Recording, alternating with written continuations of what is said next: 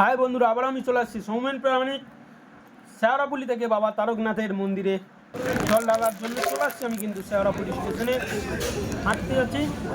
তো দেখো, এই যে বাঁকটা কাঁধে নিয়েছি, আমি কিন্তু বাড়ি থেকে বাঁক আনিনি বা ফুল সাজিয়ে আনিনি। সেই কারণে আমি এখান থেকে বাঁকটা কিনলাম। বাঁকটা কিনতে আমার এখানে 450 টাকা লেগেছে। তো সেই জন্যই বলছি, তোমরা কিন্তু যখনই আসবে নিজস্ব বাড়ি থেকে বাঁক সাজিয়ে নিজস্ব পোশাক ওখান থেকে কিনে যদি আসতে পারো খুবই ভালো।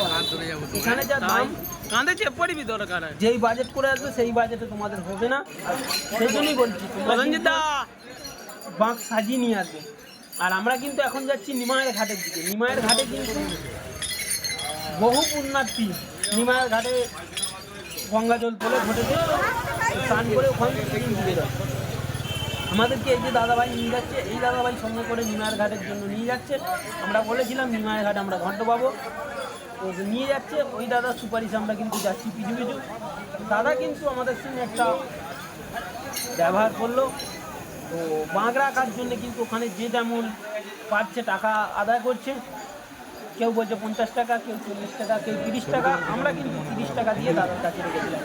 তো নিমায়ের ঘাটের গেটের কাছ থেকে দেখো, দূরের দিকে যে ভিডিওটা দেখাচ্ছি ওদের দিকে কিন্তু বহু পুণ্যার্থী কিন্তু এখানে এসেছে।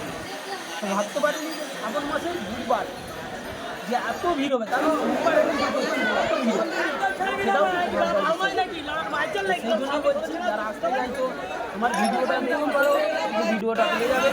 কেমন করে আসতে হবে বা কীভাবে আসতে হবে শেওড়াফুলি থেকে তোমার কিন্তু শ্রাবণ মাসে ঘর ডুবিয়ে বাবার কাছে যাওয়াটা কোনো ব্যাপার না। পুণ্যার্থী যাবে তাদের পিছু পিছু গেলেই হবে, কেনাতেও কিছু নিয়ে যাবে। তো আমরাও কিন্তু সেইভাবেই গিয়েছিলাম।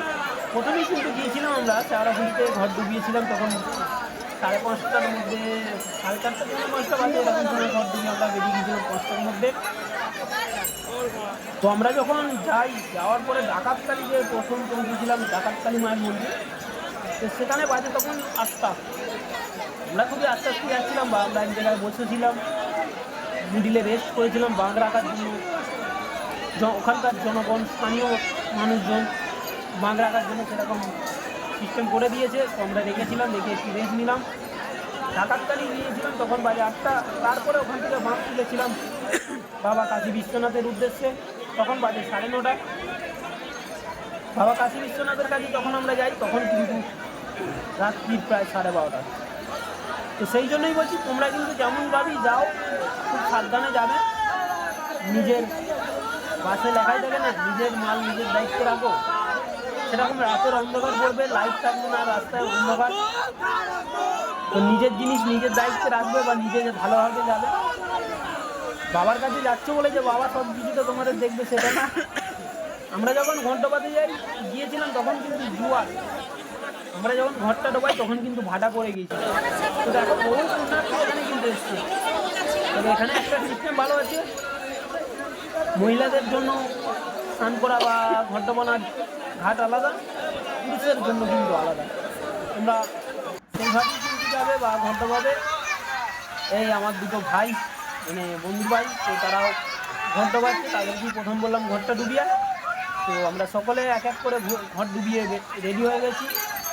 তো আমরা যাবো কিছুক্ষণের মধ্যে।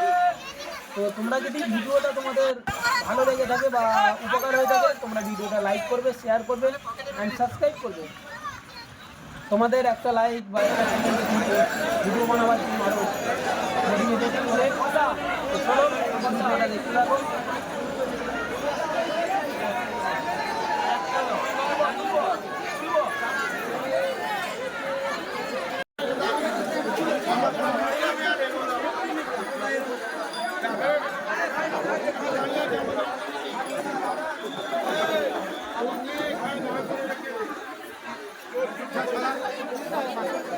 পয়সা নিয়ে চলে যাবে।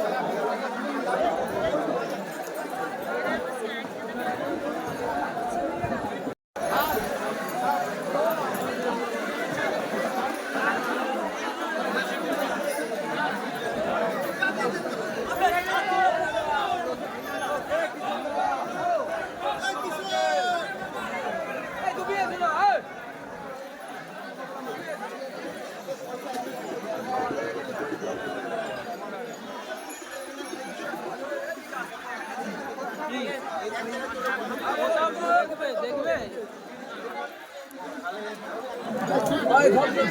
দেখতে তো এখন তো বসে আছে সবুজ হয়ে